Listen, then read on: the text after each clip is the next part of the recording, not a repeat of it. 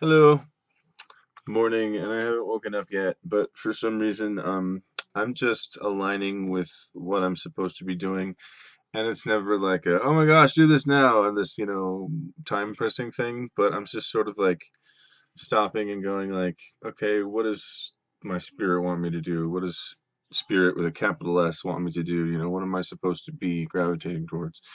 Very often it's like, do the dishes. But I wanted to talk about the assemblage point because I have been working with it forever, but it's still sort of like a mystery. It's what is this thing and why aren't more people using it? I guess more people are sort of now. The very first article that pops up on YouTube just has some, I mean YouTube that pops up on Google has some interesting things, and it just calls it like the epicenter of the human energy field. Which I think is good, but it also kind of misses some things in that I think the assemblage point is like it's not just the center of something, it is the combined focus of all of those layers of perception, of awareness, and so on. And it's difficult to talk about because it's like, what is this thing? Is it just a point, where everything converges? Is it just a hole, where everything moves through? It sort of is, it's really interesting. The closest thing that I get back to, it's sort of like an externalization of the collective amalgamation of the different aspects of the consciousness. People think like I'm either aware or I'm a little aware or I'm completely unaware. And there's like, maybe three levels of it. And then you recognize different states of consciousness and brainwave activity, as in, like, I don't have the right amount of energy or consciousness to be able to pay attention to this lecture right now, or whatever. But I think that I know that there are many, many aspects of consciousness, of the mind, even, let's say, that we don't really deal with. Of course, Taoist energetics does deal with these things, and they actually personify them, the different aspects of consciousness, as different spirits. So it helps in this way to think of the different aspects of our consciousness as different entities. Oh, okay, so that's my Po spirit and that's my Hu spirit or whatever. I forget what each one is. I'm gonna have to do more research on it and like get that like completely squared away in my head before I actually try to talk about it. But it's really interesting stuff. So what I think that the assemblage point is sort of like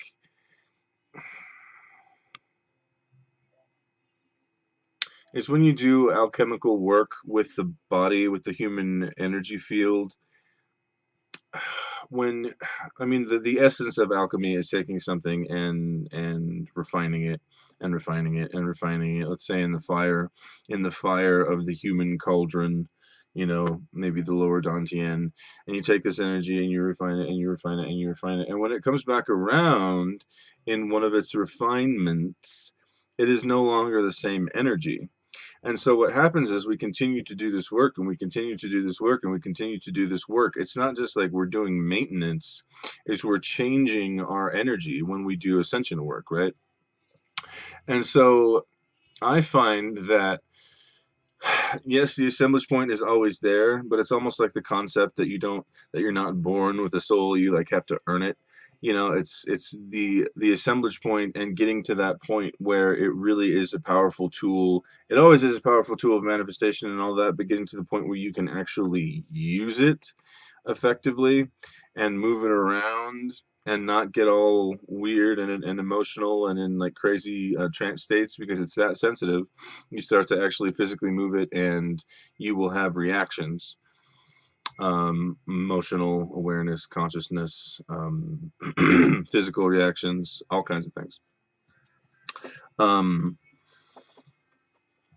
it takes effort to get there, at least that's what I'm thinking. So yeah, And beyond that, it's sort of when you do this alchemical work, since it's a new energy, you start to get new layers, and you get new versions of old mechanisms, you know.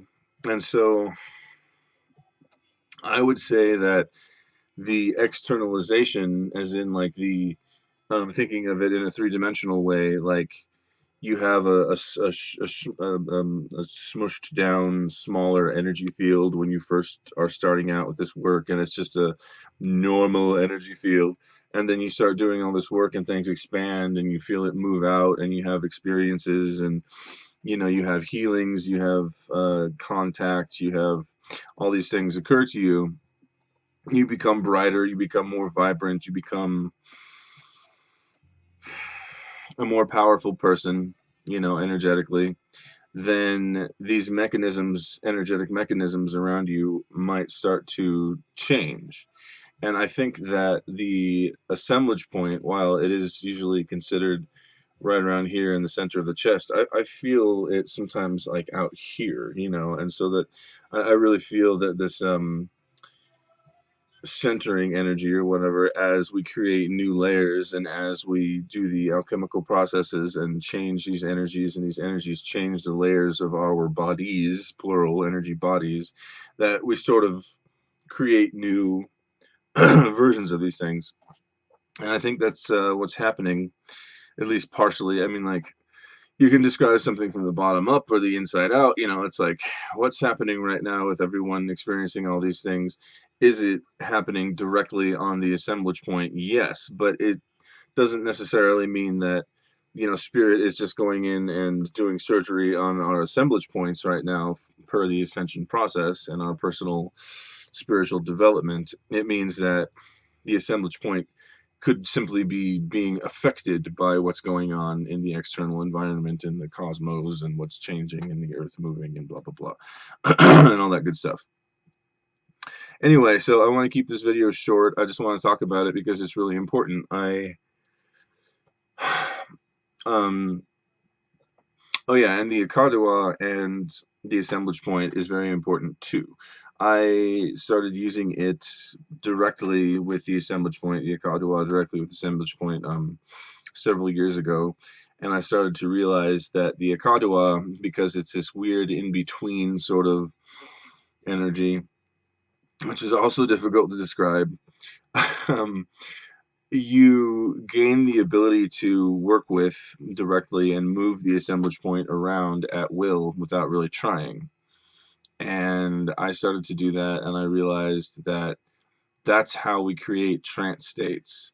Wherever you put the assemblage point, it's a completely different state of consciousness. And so when you have the ability to move it around or to focus it in one particular area or chakra or whatever, and you have the ability to perceive consciousness from that very limited little perspective, and it puts you into a trance state. And then when I stop, I would just go whoop, and then go back to where it was supposed to be. Now, I had talked to some people in the past who told me they could move the assemblage point, except that it would get stuck. And then it would be like, oh, okay, and then you stop and you can't walk away. You have to work and work and work and work and work until you center it again and you feel normal. It's that much, that effective, that powerful. It is that powerful. And so just being able to physically manipulate it, our awareness, our perception, our consciousness changes just by that tiny little movement. Really important stuff. So when I do something called an assemblage point adjustment, or when I connect to spirit in order to do an assemblage point adjustment, what are we doing? This is based on the notion that there is an ideal place for the assemblage point to center itself. This is not saying, at least to me, and they talk about this, the proper centering, where it's supposed to be, and all of that. Since we are becoming these creatures who have the ability to move in and out of different states and not be so affected by it, and whoa, hang on there. Um, since we are becoming these beings who are able to do this stuff and are used to it, and it doesn't affect us so dramatically, or it does, and then we just go right back to being us.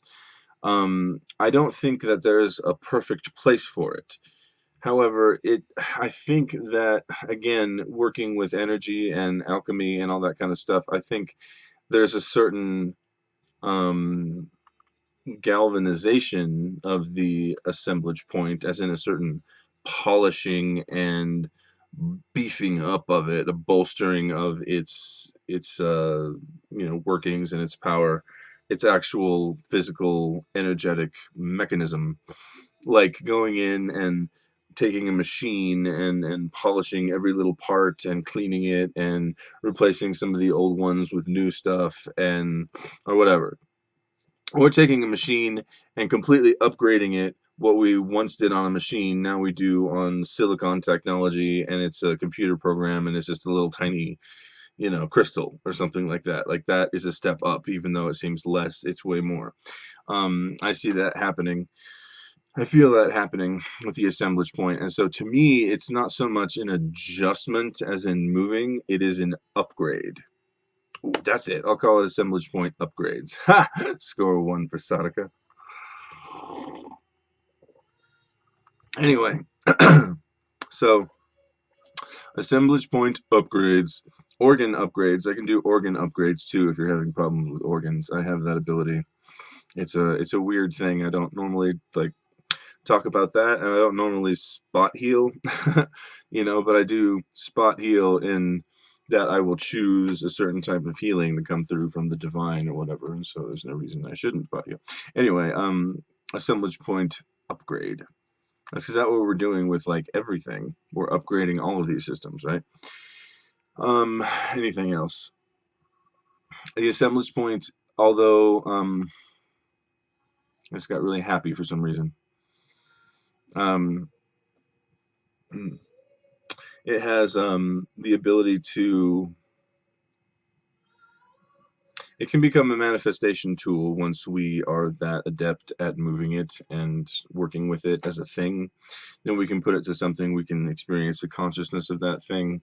This is a way to channel. So the assemblage point can be used to channel things. I can put my assemblage point all the way across the world and experience things over there. Some people would probably not agree with this, in that it probably seems impossible, but some people would not agree that you can send subtle energy over long distances. I do that all the time. So to do that or whatever, is it the actual physical energetic structure of the assemblage point moving to the opposite side of the world? I don't know. I just know that I feel things very strongly, and it is whatever you put it on. You get the sense of that. You get that consciousness, that the soul around the thing to which you attached it. You get a picture of that. You get not a picture, but you get the feeling of it, and all of this information can come into you. And that's how I channel. I don't hear voices. I don't see things. Um, and so when I actually channel into something, it's like a feeling, and then you sort of start to develop pictures around that or a scene. Really interesting stuff. And when you use the assemblage point directly, which I sometimes forget to do, um, then it's like locking in to the person that you're channeling, or the divine being. You just sort of like lock into it, and you can start to channel that energy physically and directly. And when you do that, some people might not like to do that, but I'm like this weird conduit for everything, and everything can pass through me, and I seem relatively unscathed by anything, even if it's unsavory or lower energy or whatever. Like I can do that, and so then you sort of become like almost like a medium. You can pull these things in, and then when you release it, it just goes back, and then your energy starts to recirculate, and you just become you again. So it can be used in that sense. It can be used for shape shifting, as far as its abilities for creating trance states and stuff like that are concerned. Um, and I would go so far as to say it is a natural process, as in when you have the Akadua the natural process of a Kadwa alchemization, or whatever you want to call it, happens within you. It doesn't just happen automatically, you have to work with it. Um, but I would say that in that sense, during the process of ascension, the reawakening or the upgrades of the ascension point, assemblage points, are natural in that this is where we're supposed to be going. You'll find people who have such, well, I don't want to say that because that would imply things. But yeah, so having problems with continual depression, the assemblage point is out of whack because you cannot find yourself, you cannot immediately return to that alignment where you're like, okay, I am okay within myself. I'm happy, I'm healthy, I'm powerful. Let's go and continue with this because you feel like, for me, I always do this. I always look at this point. I don't know what's over there, you guys, but it's like since I was a little kid, I'm always like staring over here, and it gets me into an energetic train of complacency, daydreaminess, and I'm just kind of like, and I don't know what I'm absorbing, but it's just this weird positional thing, and I just sort of like allow my heart, my spirit to like be moved into this, and it is, if not the entire thing, it is partially the assemblage point moving towards that energetic conduit. There are lines and things all around us all the time, and this is where our energy can go in any direction. We put it in any direction depending on what we focus on or what we just allow ourselves to grok. Yeah. I'm generally a happy, focused person, When I start to feel some things like come into my field or whatever now lately, it seems less me than other people because I'm in a relatively clear space. I'm in a relatively good position, and then where I am physically even is much more pleasing to me, energetically high on top of a mountain, like almost 9,000 feet above sea level, and with amazing air and clean water and all of this stuff. And I'm like, you want to say more powerful, but it's not more powerful. It's just more clear. I think that a lot of people need to realize that power is being open and power is being clear. You know, all the stuff in the way, and you can't focus your power. You can't focus your energy anywhere. And so, in a very simple sense, when the assemblage point is off, and we're constantly getting this energy from these weird places and putting energy back into these weird places and going back into the past and going back into depression or whatever, and it seems stuck. That's the assemblage point really needing an adjustment, you know? Like, come on, let's get it back in the center and let's start working. But to me, that's also a greater symptom of you're not doing enough work, you know? And I don't want to be too harsh on people or whatever, but it's true. We all think that we're doing so much when we've like concentrated for less than 5 minutes on some desire that we want, and then we wonder why the universe isn't giving us Cadillacs.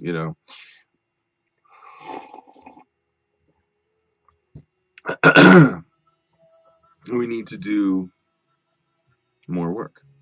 And so when you really can, and I'm not blaming people for being depressed, like specifically, this is a thing that I've had trouble with, and so I'm using that as an example. I have friends right now who are completely unmotivated and can't seem to get out of their stuckness. Some of them are not new agey, and so I can't be like, "Here, let me give you an assemblage point adjustment." It's not their bag, but others do, and I'm like, come visit Sadaka in the mountains. I will put it right. And so yeah, it's gonna be fun when people actually do start realizing that. I think they do. It's gonna happen. Anyway, I'm babbling. So much points. Um, this concept of the different spirits, the aspects of consciousness and the mind and all of that. I can do this thing where I simply intend, because my intention is very strong, I can intend to collect all of those spirits, and then they sort of become this one focus of concentration, this one focus of awareness. And it's very high, it's very powerful, because I don't think we realize how, whoo, our minds are completely fractured and split off in different places all the time. Even just normal waking consciousness, let's say you have nothing to do for the next week and you have no obligations and everything is set, all your bills are paid, there's nothing to do except get up and drink amazing tea and watch the sunrise and do your spiritual practices and paint or whatever it is that fuels you. You know, you've got all of this time, and yet your waking consciousness when you first get up and going throughout the day, as soon as your consciousness happens, as soon as you wake up, your consciousness is split into different areas. You know, we've still got the comedian in our head that we saw the other day, and the jokes that he was making running through our heads, and the audience laugh track, and you know, how does my stomach feel? I've got this other thing happening. I'm sort of aware of my body, and I know that I need food, and I know that I need nourishment. Then I'm sort of aware of, like, off in the distance, oh, just a week from now, I'm gonna have to go back to work, and we're projecting things, and we're, you know, and we think that it's just one mind and one awareness, and we're just, oh, maybe I can have split awareness, like I can have dual awareness on this thing and this cup over here, as long as, it's not really the case. There are real different aspects of our consciousness that are responsible for different processes. And when you personify them into different spirits, and I'll make another video about this once I actually get it all completely clear in my head, um, I think it becomes easier to work with them, because then suddenly we realize, oh, this spirit is out of whack. Let me work with that directly and then bring it back into my center, and then be like, okay, that's what you're for. You start to get a sense of the mind is a very, very beautiful thing. And it's a very, it's, what do you call it? It's like the next step in our ascension in the consciousness, in the evolution of consciousness, the ascension of consciousness. It's the next step. It's not just the ego and the mind is a sick thing because it's, it's crazy and it's got all these weird things happening in it all the time. The mind is a very beautiful thing and very powerful and very wonderful. It's just that we don't use it properly. And I don't want to say control it, because I don't like that idea. I should get into that later again, but I'll just say that it's not about controlling the mind and whoosh, it's really about gently guiding the mind within its normal movements. And you allow it to do this, and you allow it to go this way, and you forgive yourself for thinking these stupid things. Whatever. It's not stupid. It doesn't matter. Let's just go back to the point of concentration. Get whether it's an intention or whatever, just allow the things to move, because energy never stops moving. If it did, then we would be dead. And so there is really no such thing as stillness. When you enter into these energetic states like Wu Ji, you become very aware of this intense stillness and how everything is just so much more still around you. The world is so much more still around you, and then it's like these large, movements of planetary bodies, and it's so slow and grand and huge, and it's like, oh, but there's still an awareness of movement. If you were to take your awareness, even though you're in this state of no thing, of nothingness, if you were to take that and then focus on your body, you would feel your heart beating again. You would notice yourself breathing, however subtle it may be. And there is always movement. The earth never slows down. We like to think of it as this like stable thing, and it is, and the trees are so still and beautiful, but watch them for more than 3 seconds and you will see movement, air and ground and energy. Um, so it's just there. That's the way the universe is. Stagnation is death or black hole or ultimate yin or whatever. That's not what we're dealing with here. So anyway, I'm going to wrap up because I'm getting way off track. Assemblage point, good stuff. Thanks for listening.